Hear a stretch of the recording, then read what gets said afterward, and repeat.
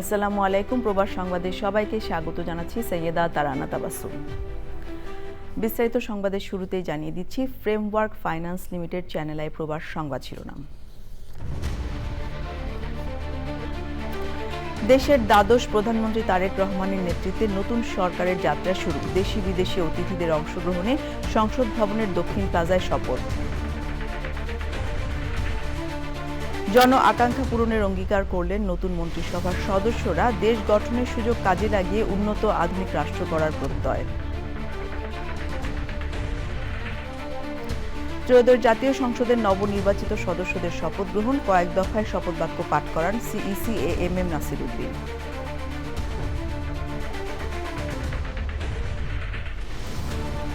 জামাত NCP সহ 11 দলের এমপিদের সংবিধান সংস্কার পরিষদেও শপথ গ্রহণ। বিএনপি সংস্কারে অনীহা দেখিয়েছে মন্তব্য।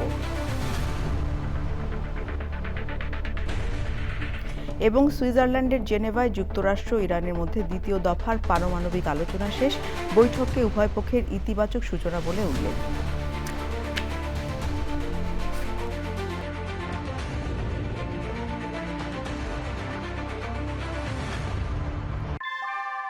নিউ ইয়র্কে প্রবীণদের কাছে আস্থার নাম অল কাউন্টি হোম কেয়ার। এখানে পাচ্ছেন প্রিয়জনের যত্নে অভিজ্ঞ কেয়ার গিভার। কল করুন 646-444-2266। সংবাদ শিরোনামগুলো জানাচ্ছিলাম। এখনকার এই সংবাদ আয়োজন একই সঙ্গে চ্যানেল আয়ের ইউটিউব চ্যানেল এবং চ্যানেল আয়ের ওটিটি প্ল্যাটফর্ম আইস্ক্রিনে লাইভ স্ট্রিম হচ্ছে। এবারে পুরো সংবাদ।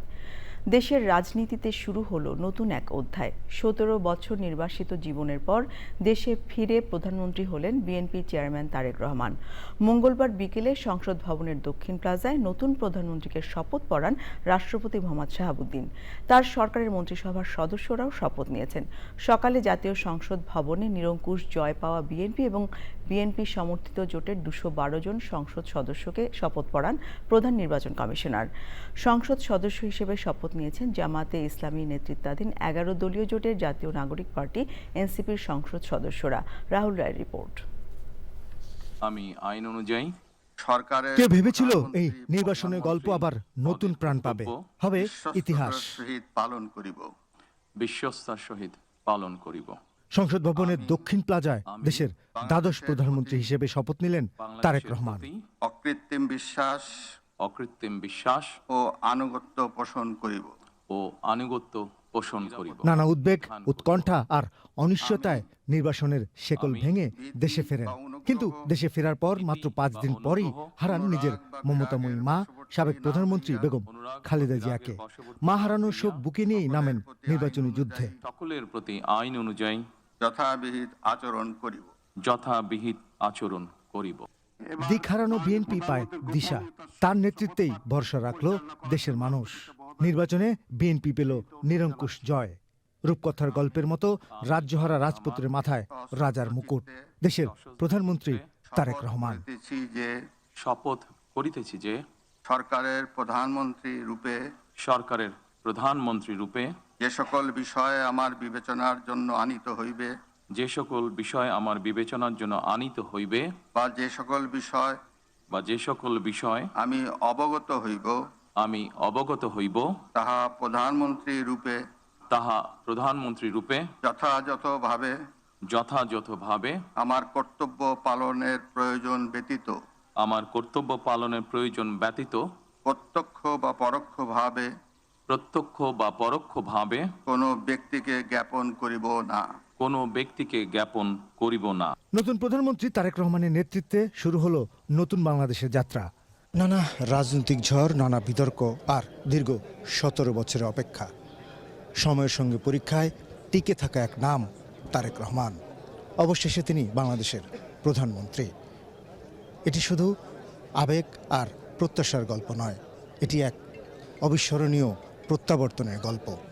এখন পুরো জাতির দৃষ্টি এই প্রত্যাবর্তনের গল্প কতটুকু পাল্টে দিতে পারে বাংলাদেশের ভবিষ্যৎ। প্রধানমন্ত্রীর পর শপথ নেন নতুন সরকারের মন্ত্রিসভার সদস্যরা। নবীন প্রবীণের মন্ত্রিসভায় ছিল নানা চমক। আমি আইন অনুযায়ী সরকারের মন্ত্রী পদের কর্তব্য। বিগত 15-16 বছর বিএনপি নেতাকর্মীদের ত্যাগ আর সংগ্রাম অবশেষে সার্থকতা পেল 12 ফেব্রুয়ারি নির্বাচনে। 209টি আসনে বিএনপি আর জোটের দলগুলো জিতেছে 3 আসনে। মঙ্গলবার সকালে সবার আগে সংসদ সদস্য হিসেবে তাদের শপথ পড়ান প্রধান নির্বাচন কমিশনার। ব্যক্তিগত স্বার্থের দ্বারা দেশের ইতিহাসে প্রথমবারের মতো শপথ পড়ালেন প্রধান নির্বাচন কমিশনার। সংসদ নেতা হিসেবে নির্বাচিত হয়েছেন প্রধানমন্ত্রী ও বিএনপি চেয়ারম্যান তারেক রহমান। সংসদীয় দলের সভায় সিদ্ধান্ত হয় বিএনপির সাংসদরা কোনো শুল্কমুক্ত গাড়ি নেবেন না সরকারি প্লটও। 11 দলীয় জোট পেয়েছে 77টি আসন। জোটের নেতৃত্ব দেওয়া জামায়াতে ইসলামী জয় পেয়েছে 68টি আসনে। 11 দলীয় জোটে নির্বাচন করেছে জুলাই অভ্যুত্থানের পর রাজনৈতিক দল হিসেবে আত্মপ্রকাশ করা জাতীয় নাগরিক পার্টি এনসিপি। তাদের আসন 6টি। বিএনপির পর সংসদ সদস্য হিসেবে শপথ নেন 11 দলীয় জোটের নির্বাচিত সদস্যরা। নানা মতবিরোধ থাকলেও সবার প্রত্যাশা সরকারি আর বিরোধী দল সুন্দর বাংলাদেশ গড়তে এক থাকবে। রাহুল রায়, চ্যানেল আই, ঢাকা। ত্রয়োদশ জাতীয় সংসদ নির্বাচনে নিরঙ্কুশ সংখ্যাগরিষ্ঠতায় বিজয়ের পর সরকার গঠন করেছে জাতীয়তাবাদী দল বিএনপি।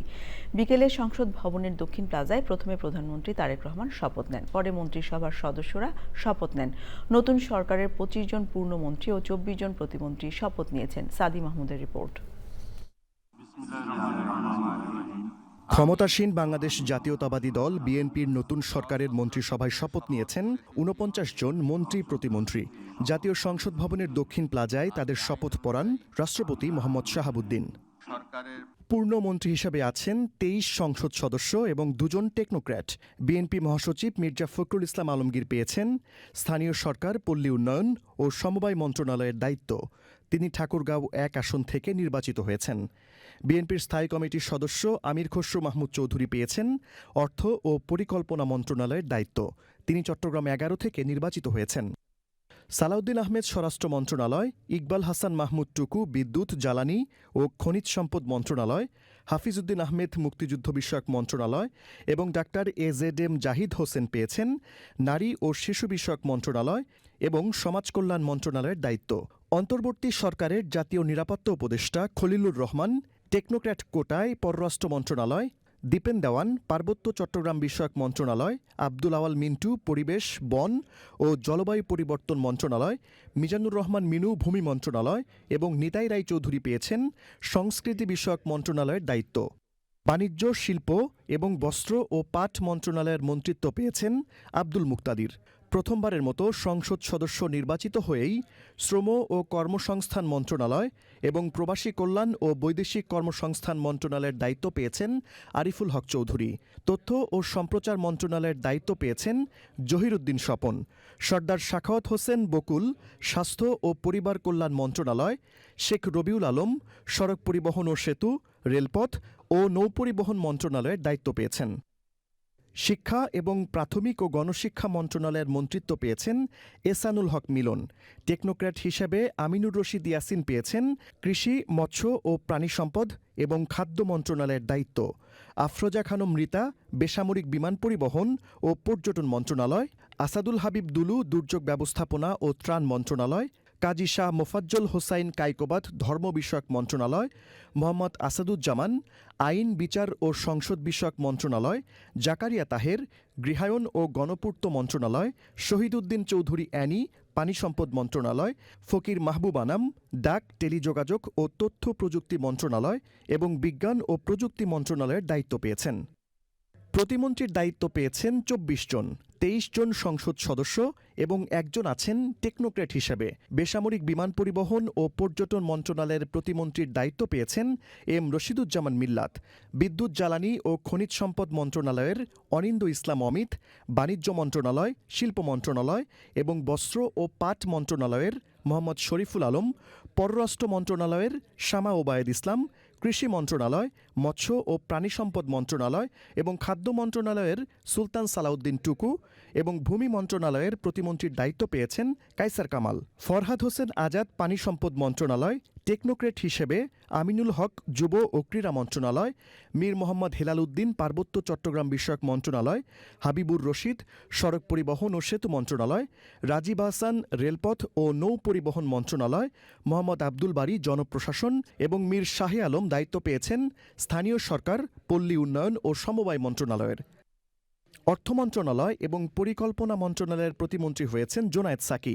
ইশরাক হোসেন মুক্তিযুদ্ধ বিষয়ক মন্ত্রণালয়ের, ফারজানা শারমিন নারী ও শিশু বিষয়ক মন্ত্রণালয় এবং সমাজ কল্যাণ মন্ত্রণালয়, শেখ ফরিদুল ইসলাম পরিবেশ, বন ও জলবায়ু পরিবর্তন মন্ত্রণালয়, ধর্ম বিষয়ক মন্ত্রণালয় এবং আইন, বিচার ও সংসদ বিষয়ক মন্ত্রণালয়, নুরুল হক শ্রম ও কর্মসংস্থান, প্রবাসী কল্যাণ ও বৈদেশিক কর্মসংস্থান মন্ত্রণালয় ও ইয়াসের খান চৌধুরী পেয়েছেন তথ্য ও সম্প্রচার মন্ত্রণালয়ের দায়িত্ব। এম ইকবাল হোসেন পেয়েছেন দুর্যোগ ব্যবস্থাপনা ও ত্রাণ মন্ত্রণালয়ের দায়িত্ব। এম এ মুহিত স্বাস্থ্য ও পরিবার কল্যাণ মন্ত্রণালয়, ডাক, টেলিযোগাযোগ ও তথ্য প্রযুক্তি মন্ত্রণালয় এবং বিজ্ঞান ও প্রযুক্তি মন্ত্রণালয়ের দায়িত্ব পেয়েছেন। আহমেদ সোহেল মঞ্জুর গৃহায়ন ও গণপূর্ত মন্ত্রণালয়, ববি হাজ্জাজ শিক্ষা মন্ত্রণালয় এবং প্রাথমিক ও গণশিক্ষা মন্ত্রণালয় এবং আলী নেওয়াজ মাহমুদ খোয়াম প্রতিমন্ত্রী হয়েছেন সংস্কৃতি বিষয়ক মন্ত্রণালয়ের। সাদি মাহমুদ, চ্যানেল আই, ঢাকা। জনগণের চাওয়া পাওয়াকে প্রাধান্য দিয়ে কাজ করবেন নতুন মন্ত্রীরা, এমন প্রত্যাশার কথা জানিয়েছেন তারা। বলেছেন, দেশ গঠনের যে সুযোগ তারা পেয়েছেন শতভাগ শ্রম দিয়ে উন্নত ও আধুনিক রাষ্ট্র গঠনে নিজেকে নিবেদিত করবেন তারা। মোস্তফা মল্লিকের রিপোর্ট।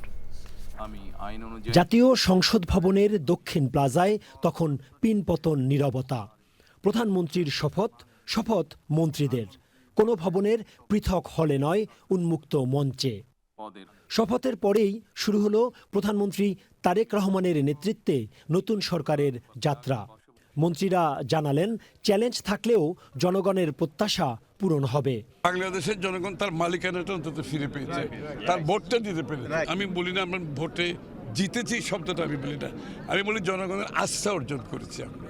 এই আস্থা কিন্তু একটা কঠিন ব্যাপার। গণমাধ্যমের যে স্বাধীনতার কথা আমরা শুনে আসছি, সেটা কি আপনাদের এই সরকার কতটুকু প্রয়োগ করবে? স্বাধীনতা, গণমাধ্যমের স্বাধীনতা ছাড়া গণতন্ত্র অর্থহীন এবং গণতন্ত্র চলতেও পারে না।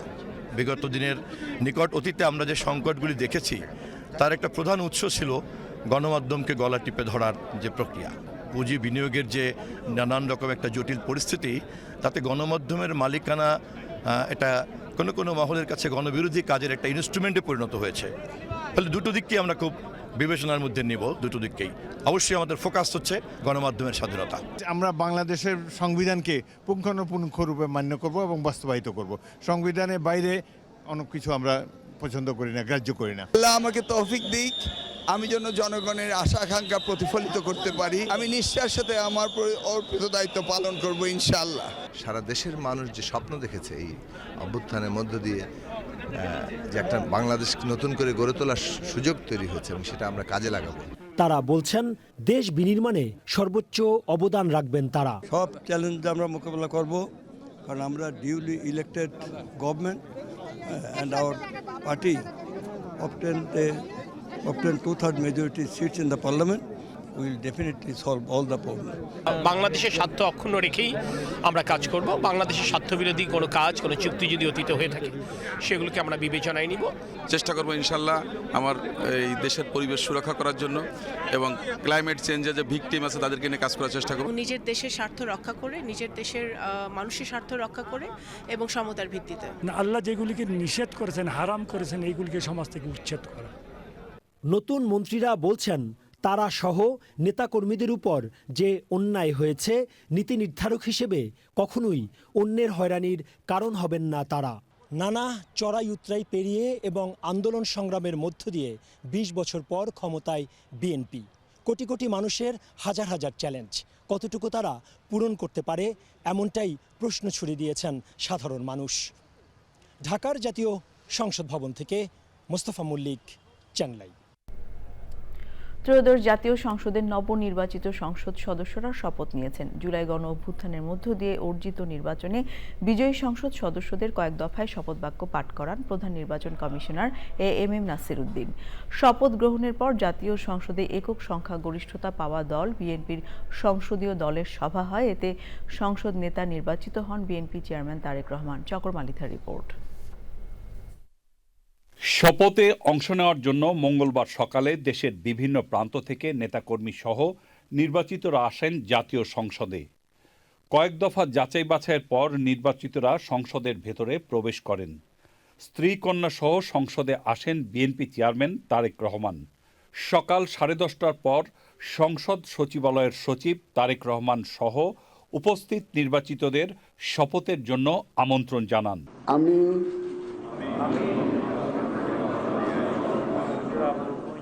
সংসদ সদস্য নির্বাচিত হইয়া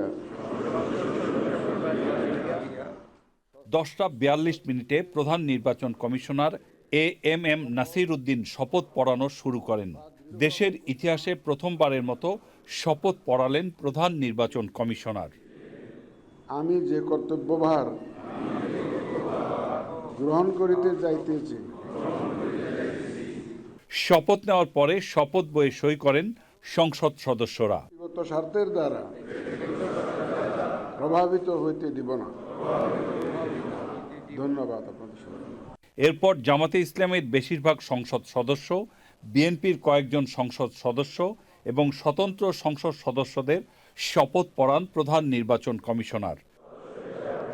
সশ্রদ্ধ চিত্তে শপথ করিতেছি যে আমি দুপুর 1টার পর এনসিপির নির্বাচিতদের শপথ বাক্য পড়ানো হয়। তাহা আইন অনুযায়ী ও বিশ্বস্ততার সহিত পালন করিব। দুপুর 1:30 পর শপথ বাক্য পড়ানো হয় গণ অধিকার পরিষদের সংসদ সদস্যদের। শপথ গ্রহণের পরপরই বিএনপির এমপিরা সংসদীয় কমিটির বৈঠক করেন। সেখানে সংসদ নেতা হিসেবে তারেক রহমানকে নির্বাচিত করেন তারা। সংসদ সদস্যদের শপথ গ্রহণের মধ্য দিয়ে দেশে যে নতুন গণতন্ত্রের সূচনা হলো, দেশের সাধারণ মানুষ মনে করে স্বচ্ছতা এবং জবাবদিহিতার মধ্য দিয়ে সেই ধারা অব্যাহত থাকবে। জাতীয় সংসদ ভবন থেকে চকর মালিথা, চ্যানেল আই। শুরুতে দ্বিমত জানালেও শেষ পর্যন্ত জাতীয় সংসদ ও সংবিধান সংস্কার পরিষদের সদস্য হিসেবে শপথ নিয়েছেন জামাতে ইসলামের সংসদ সদস্যরা। নির্বাচিতদের সঙ্গে আলোচনা করে সংসদ সদস্য ও সংবিধান সংস্কার পরিষদের সদস্য হিসেবে শপথ নেন জামাতের 68 জন সদস্য। শপথ শেষে জাতীয় সংসদে বিরোধী দলের নেতা ও জামাতের আমির ডাক্তার শফিকুর রহমান বলেন, সংবিধান সংস্কার পরিষদের শপথ না নেওয়া জন আকাঙ্ক্ষার বিপরীত, এটা সংস্কারের বিরোধী। বিস্তারিত তাফিমুল ইসলামের রিপোর্টে। সংবিধান সংস্কার পরিষদের সদস্য হিসেবে বিএনপি শপথ না নেওয়ায় জামায়াতে ইসলামী প্রথমে শপথ না নেওয়ার কথা জানায় গণমাধ্যমে। সব জল্পনা কল্পনার অবসান ঘটিয়ে সকাল 10:30টার পর সংসদ ভবনে প্রবেশ করেন জামায়াতে ইসলামীর আমির ডাক্তার শফিকুর রহমান। এরপর জামাতের নবনির্বাচিত প্রতিনিধিরা একে একে সংসদে প্রবেশ করেন। সংসদের ভেতরে বৈঠকে সিদ্ধান্ত হয় সংসদ সদস্য ও সংস্কার পরিষদ দুটোই শপথ নেবেন তারা। দুপুর 12টার পর শপথ নেন আমির সহ জামাতের এমপিরা। তাদের সঙ্গে স্বতন্ত্র এবং প্রথমবার যারা শপথ নিতে পারেননি সেই সংসদ সদস্যরাও শপথ নেন। শপথ পড়ান প্রধান নির্বাচন কমিশনার এএম নাসির উদ্দিন। সংসদ সদস্য নির্বাচিত হইয়া সংসদ সদস্য হিসাবে শপথ নেওয়ার পর সংবিধান সংস্কার পরিষদের সদস্য হিসাবে শপথ নেন জামাতের নবনির্বাচিত সদস্যরা। সংবিধান সংস্কার পরিষদ সদস্য হিসাবে সশ্রদ্ধ চিত্তে শপথ করিতেছি যে শপথ শেষে বৈঠকে বসেন জামাতের সংসদীয় কমিটি। সেখানে সিদ্ধান্ত হয় জামায়াতে ইসলামীর আমির হবেন জাতীয় সংসদের বিরোধী দলের প্রধান। পরে গণমাধ্যমের মুখোমুখি হন বিরোধী দলের প্রধান, বলেন বিএনপি জন আকাঙ্ক্ষার প্রতি শ্রদ্ধাশীল হলে সংবিধান সংস্কার পরিষদে শপথ নেবে। আমরা গণভোটের রায়কে সম্মান করেছি, জুলাইয়ের আকাঙ্ক্ষাকে সম্মান করেছি, যারা আমাদেরকে ভোট দিয়েছেন তাদেরকে সম্মান করেছি এবং আমরা একমত হয়েছি যে এই শপথ নেওয়া আমাদের কর্তব্য। তবে আমরা মনে করি সরকারি দল শপথ না নিয়ে তারা জুলাইকে উপেক্ষা এবং অবজ্ঞা করেছেন। এতে জন আকাঙ্ক্ষার বিপরীতে তাদের অবস্থান বলে আমরা মনে করি। সংস্কারের বিপরীতে তাদের এই অবস্থান স্পষ্ট। যদিও তারা ব্যাখ্যায় বলেছেন যে সংসদ বসে তারপরে প্রভিশন ক্রিয়েট করে এটা তারা দেখবেন, আমরা এটা দ্রুত দেখতে চাই।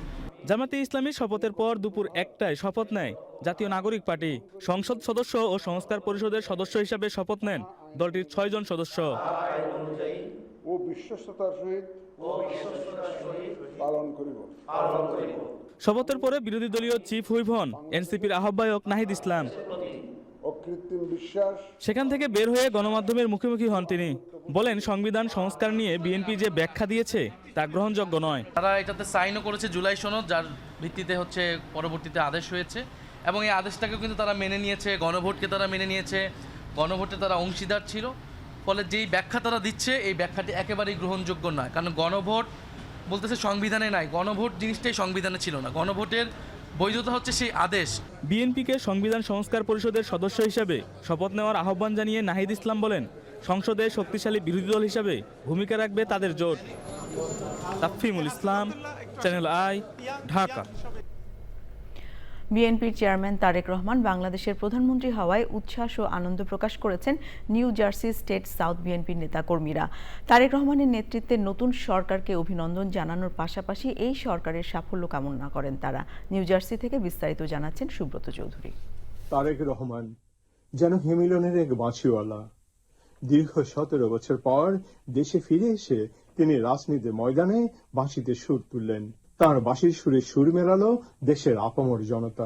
মাথা দেশের জিয়ার পুত্র জনাব তারেক রহমান, আমরা বাংলাদেশের মানুষের দীর্ঘ 25 বছর পর তার নেতৃত্বে সরকার গঠনের মাধ্যমে বিএনপি দীর্ঘদিন পর আবার রাষ্ট্র ক্ষমতায় প্রত্যাবর্তন করেছে, যা এক রাজস্বিক প্রত্যাবর্তন।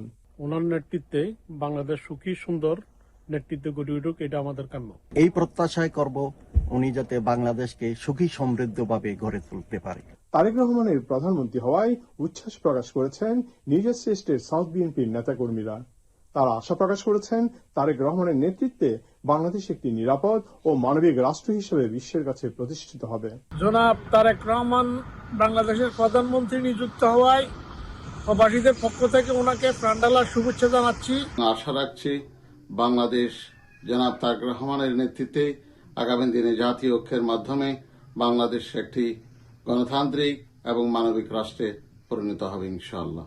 বিএনপি নেতৃবৃন্দ আরো আশা প্রকাশ করে বলেন, তারেক রহমানের নেতৃত্বে বাংলাদেশ অদূর ভবিষ্যতে একটি সুখী সমৃদ্ধশালী দেশ হিসেবে প্রতিষ্ঠা লাভ করবে, যেখানে ধর্ম বর্ণ নির্বিশেষে মানুষ একে অপরের সঙ্গে মিলেমিশে একটি সুন্দর বাংলাদেশ গড়ে তুলতে সক্ষম হবে। প্রধানমন্ত্রী তারেক রহমানের নেতৃত্বে বাংলাদেশ একটি মানবিক এবং নিরাপদ রাষ্ট্র হিসেবে বিশ্বের বুকে প্রতিষ্ঠিত হবে, এটাই সবার প্রত্যাশা। Subrata Chowdhury, channel I, Atlantic city, new jersey, America. New York সিটির বাজেট ঘাটতি মোকাবেলায় এলো বড় ধরনের স্বস্তির খবর। সিটি হল এবং আলবানির মধ্যে দীর্ঘদিনের টানাপোড়েন কাটিয়ে এবার সহযোগিতার নতুন হাত বাড়িয়ে দিলেন মেয়র জোহরান মামদানি এবং গভর্নর ক্যাথি হোচুল। সিটির আর্থিক স্থিতিশীলতা ফেরাতে আগামী 2 বছরে অতিরিক্ত $1.5 বিলিয়ন বরাদ্দের ঘোষণা দিয়েছেন তারা। নাজিব বেগের রিপোর্ট। রাজ্য সরকারের পক্ষ থেকে এই বিশাল অঙ্কের তহবিলের লক্ষ্য মূলত কর্মজীবী নিউ ইয়র্কবাসীদের সুরক্ষা দেয়া। পূর্ববর্তী প্রশাসনের সময় থেকে ঝুলে থাকা বিভিন্ন ব্যয়ের বোঝা লাঘবে এই অর্থ ব্যয় হবে। এছাড়াও $300 মিলিয়ন যুব কর্মসূচিতে এবং $60 মিলিয়ন জনস্বাস্থ্য খাতে, $500 মিলিয়ন রাজ্য ও শহরের যৌথ অগ্রাধিকার ভিত্তিতে খরচ করা হবে। New York city mayor Mamdani এই পদক্ষেপকে একটি নতুন যুগের সূচনা হিসেবে অভিহিত করেছেন। So the time for talk is over. Let's modernize our systems. Let's help local governments navigate the progress process. And we know that we stand together in a building named after a great New Yorker in a part of central Brooklyn that he used to represent, Major Owens. City হল এবং অ্যালবানির এই নতুন সমীকরণ কেবল new York সিটির budget ঘাটতি কমাবে না, বরং জনসেবামূলক খাতগুলোতেও প্রাণ সঞ্চার করবে। নাজিব বেগ, চ্যানেল আই। সুইজারল্যান্ডের জেনেভায় যুক্তরাষ্ট্র ও ইরানের মধ্যে দ্বিতীয় দফার পারমাণবিক আলোচনা শেষ হয়েছে। বৈঠকে ইরানের প্রতিনিধি দলের নেতৃত্ব দিচ্ছেন দেশটির পররাষ্ট্রমন্ত্রী আব্বাস আরাকচি। যুক্তরাষ্ট্রের পক্ষে আছেন মধ্যপ্রাচ্য বিষয়ক দূত স্টিভ উইটকফ এবং প্রেসিডেন্ট ডোনাল্ড ট্রাম্পের জামাতা জ্যারেড কুশনার। ইরান জানিয়েছে তারা কেবল পারমাণবিক কর্মসূচি সীমিত করার বিষয়ে আলোচনা করেছে, এর বিনিময়ে তারা চায় নিষেধাজ্ঞা প্রত্যাহার। অন্যদিকে যুক্তরাষ্ট্র পারমাণবিক ইস্যুর পাশাপাশি ইরানের ক্ষেপণাস্ত্র কর্মসূচির মতো অন্যান্য বিষয়ে আলোচনা করেছে। বৈঠক শেষে ইরান জানিয়েছে চুক্তি সম্পন্ন করতে আরও কয়েক দফা বৈঠকে বসতে হতে পারে। এদিকে মার্কিন প্রেসিডেন্ট ডোনাল্ড ট্রাম্প পারমাণবিক চুক্তি করতে ইরানকে আহ্বান জানিয়েছেন।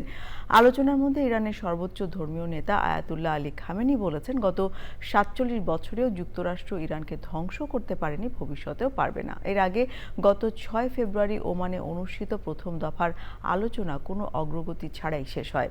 তবে উভয় পক্ষই বৈঠককে ইতিবাচক সূচনা বলে উল্লেখ করেছিল। পূর্ব লন্ডনে নারী সেন্টারের উদ্বোধনের মধ্য দিয়ে দীর্ঘদিন পরে নারীদের চাওয়া পূরণ করলেন পূর্ব লন্ডনের টাওয়ার হ্যামলেটের নির্বাহী মেয়র লুৎফর রহমান। এই সেন্টারে নারীদের সব ধরনের সুবিধা দেয়া হবে। নারীরা এই সেন্টারে প্রশিক্ষণ নিতে পারবেন।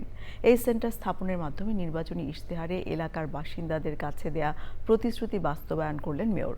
মোহাম্মদ ইশতিয়াক হোসেনের ভিডিও চিত্রে শাহ এমি হোসেনের রিপোর্টে বিস্তারিত। টাওয়ার হ্যামলেটসের নির্বাহী মেয়র তার নির্বাচনী ইশতেহারে টাওয়ার হ্যামলেটসবাসীর কাছে প্রতিশ্রুতি দিয়েছিলেন নারীদের জন্য একটি নারী সেন্টার প্রতিষ্ঠা করে দিবেন। তারই ফলশ্রুতিতে বাংলাদেশি অধ্যুষিত পূর্ব লন্ডনের ভ্যালেন্স রোডে নারী সেন্টার নির্মাণ করেন। নারীদের নিয়ে ফিতা কেটে উদ্বোধন করলেন নির্বাহী mayor Lutfur Rahman. This is a dedicated center for the women. It's in Whitechapel. It's in the heart of the community.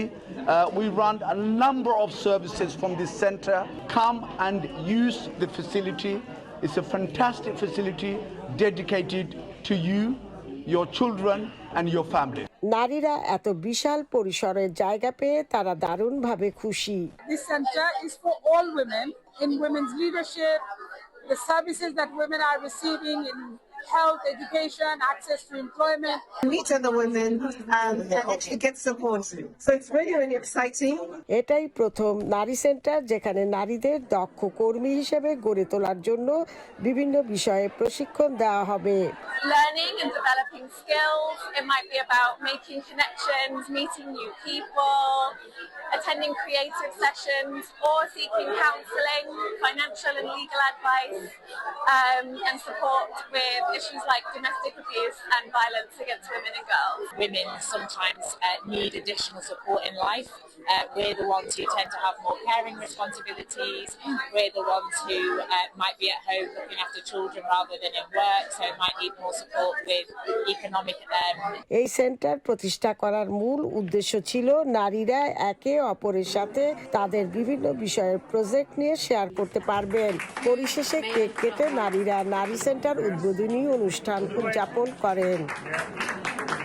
যা কিছু মহান সৃষ্টি চিরকল্যাণকর, অর্ধেক তার করিয়াছে নারী, অর্ধেক তার নর। আজকে এই নারী সেন্টারটি উদ্বোধন করা হলো টাওয়ার হ্যামলেটসের মেয়র লুৎফর রহমান।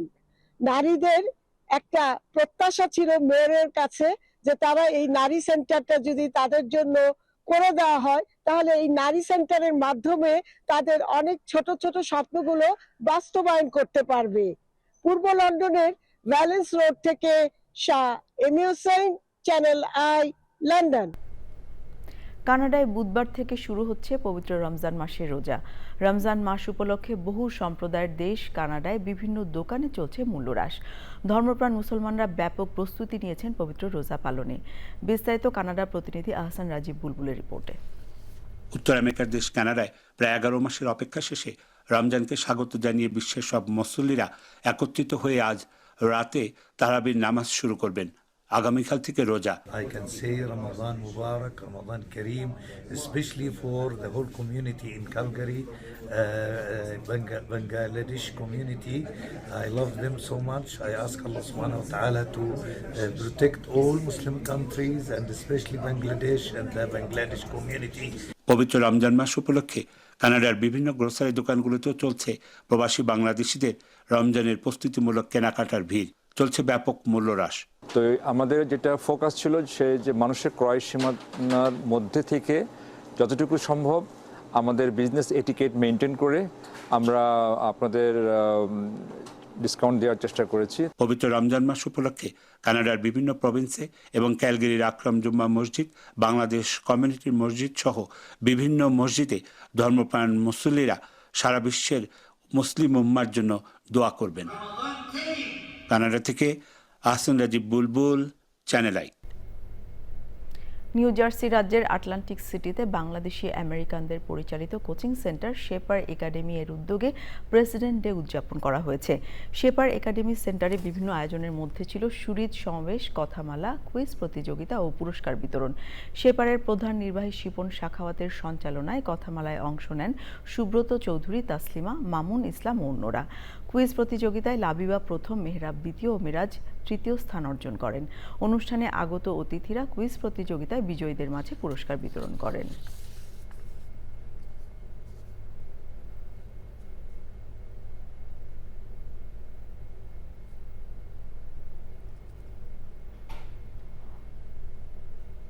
ইতালিতে ভেনিস কার্নিভাল শুরু হতেই শহর জুড়ে রঙিন মুখোশ ও আড়ম্বরপূর্ণ পোশাকে সজ্জিত মানুষের ঢল নামছে। 31 জানুয়ারি শুরু হওয়া উৎসবে শত শত প্রতিযোগী অংশ নেন সেরা মাস্ক নির্বাচনের লড়াইয়ে। চূড়ান্ত প্রতিযোগিতা হয় সেন্ট মার্ক স্কোয়ারে। ইতালিতে অনুষ্ঠিতব্য মিলান কর্তিনা 2026 শীতকালীন অলিম্পিককে ঘিরে এবছরের থিম নির্ধারণ করা হয়েছে, যেখানে প্রাচীন অলিম্পিকের ঐতিহ্য ও ভেনিসের ঐতিহাসিক ক্রীড়া সংস্কৃতি তুলে ধরা হয়। সেরা ছদ্মবেশের পুরস্কার জিতেছেন জার্মান ডিজাইনার হর্স্ট ট্রাক, যিনি এশীয় অনুপ্রেরণায় হোয়াইট এলিফ্যান্ট থিমে পোশাক তৈরি করেন। এছাড়া মৌলিক ও থিম ভিত্তিক ক্যাটাগরিতেও বিজয়ী ঘোষণা করা হয়েছে। নানা আয়োজনের মধ্য দিয়ে 17 ফেব্রুয়ারি এবারের কার্নিভাল শেষ হবে। যুক্তরাজ্য প্রবাসী বোরহান উদ্দিন শফি হত্যাকাণ্ডের বিচারের দাবিতে লন্ডনে প্রতিবাদ সভা হয়েছে। সভায় সভাপতিত্ব করেন বিশিষ্ট কমিউনিটি নেতা KM আবু তাহের চৌধুরী। সাংবাদিক আবু সুফিয়ান চৌধুরীর পরিচালনায় সভায় বক্তব্য রাখেন সৈয়দ নুরুল ইসলাম দুলু, কমিউনিটি নেতা রফিকুল্লাহ ও অন্যরা। সভায় বক্তারা বলেন, যুক্তরাজ্য প্রবাসী বোরহান উদ্দিন শফি বাংলাদেশে যাওয়ার 4 দিনের মাথায় খুন হন। 16 দিন পার হলেও পুলিশ ঘটনার রহস্য উদ্ঘাটন কিংবা ঘটনার সাথে জড়িতদের গ্রেফতার করতে পারেনি। ঘটনার সাথে জড়িতদের দ্রুত গ্রেফতার করা না হলে কঠোর আন্দোলন গড়ে তোলা হবে। কাতারের দোহার মনসুরা এলাকায় বাংলাদেশি রন্ধনশিল্পে 3 তরুণ প্রবাসী উদ্যোক্তার বিনিয়োগে আনুষ্ঠানিক যাত্রা শুরু করেছে বাংলাদেশি প্রতিষ্ঠান কাজিনস কাচ্চি ডাইন রেস্টুরেন্ট। কাতারে বাংলাদেশি মালিকানাধীন যেমন রেস্তোরাঁ বাড়ছে, তেমনি বাংলাদেশি শ্রমবাজারেও তার ব্যাপক সাড়া পড়েছে। কাজিন কাচ্চি ডাইন রেস্তোরাঁ শতভাগ বাংলাদেশি শ্রমিকদের নিয়ে যাত্রা শুরু করেছে। এ সময় বক্তারা বলেন, কাজিনস কাচ্চি ডাইন রেস্টুরেন্টের মাধ্যমে প্রবাসীদের নতুন কর্মসংস্থান সৃষ্টি হবে এবং কাতারে বাংলাদেশি রন্ধন শিল্পকে বিশ্ব বাজারে পরিচিতির সাথে সাথে শ্রমবাজারে দারুণ অবদান রাখবে। ভাইয়েরা বাংলাদেশের স্বাদ অন্বেষণ করতে চান, তাদের মাঝে বাংলাদেশের খাবার যারা তুলে ধরবেন, তাদের প্রতি আমাদের সকল প্রকার সমর্থন থাকবে। এখানে বাংলাদেশের জন্য বেস্ট বাংলাদেশের ট্রেডিশনাল যে খাবারগুলো থাকবে ওগুলো তো অবশ্যই থাকবে, পাশাপাশি আমাদের চাইনিজ থাকবে, আরাবিক ফুড থাকবে। সংবাদ শেষ করব, তবে যাবার আগে ফ্রেমওয়ার্ক ফাইন্যান্স লিমিটেড সংবাদ শিরোনামগুলো জানিয়ে দিচ্ছে আরও একবার। দেশের দ্বাদশ প্রধানমন্ত্রী তারেক রহমানের নেতৃত্বে নতুন সরকারের যাত্রা শুরু। দেশি বিদেশি অতিথিদের অংশগ্রহণে সংসদ ভবনের দক্ষিণ প্লাজায় শপথ। জন আকাঙ্ক্ষা পূরণের অঙ্গীকার করলেন নতুন মন্ত্রিসভার সদস্যরা। দেশ গঠনের সুযোগ কাজে লাগিয়ে উন্নত আধুনিক রাষ্ট্র গড়ার প্রত্যয়। ত্রয়োদশ জাতীয় সংসদের নবনির্বাচিত সদস্যদের শপথ গ্রহণ, কয়েক দফায় শপথ বাক্য পাঠ করান CEC AMM নাসির উদ্দিন।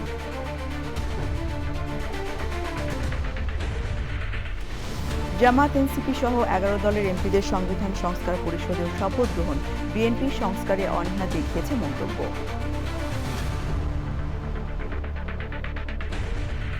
এবং সুইজারল্যান্ডের জেনেভায় যুক্তরাষ্ট্র ইরানের মধ্যে দ্বিতীয় দফার পারমাণবিক আলোচনা শেষ, বৈঠকে উভয় পক্ষের ইতিবাচক সূচনা বলে উল্লেখ।